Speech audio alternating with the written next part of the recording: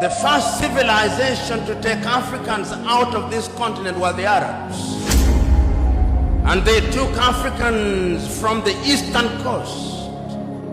And it's sad that in that part of the world, there are not many Africans who remain, because it was in the business of the Arab enslaver to castrate Africans. We never say that, but we must say it because it is historically significant. Then the Europeans came, the Portuguese came, the Spaniards came, the Germans came, the French came, the Belgians came. Africa became the hunting ground for the European colonizers, and we were the spot.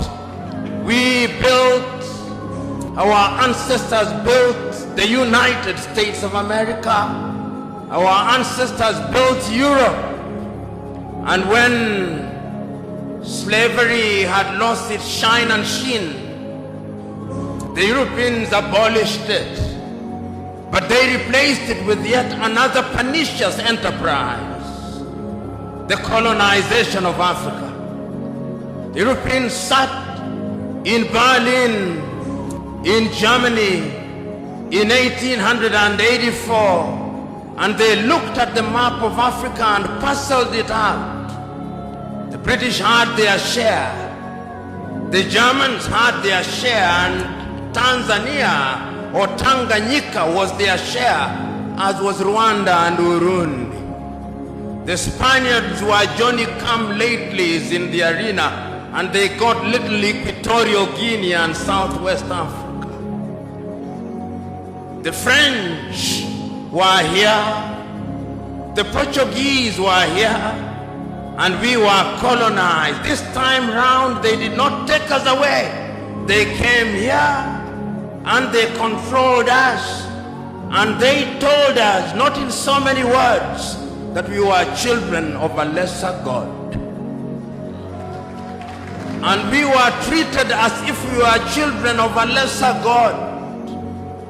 In fact, they told us that on the day of creation, we were merely hewers of wood and drawers of water. And if anybody were to doubt it in 1948, it was more blatant when Hendrik Verwoerd instituted the apartheid regime in South Africa. But yet there is a sense in which the God that we worship never sleeps. The colonial enterprise ran its course, and the European tribes, the Europeans never called themselves tribes, they called them nations, were engaged in a war. First in 1918, the European tribes fought, and they had something called the League of Nations, which died. Then they fought again in 1945.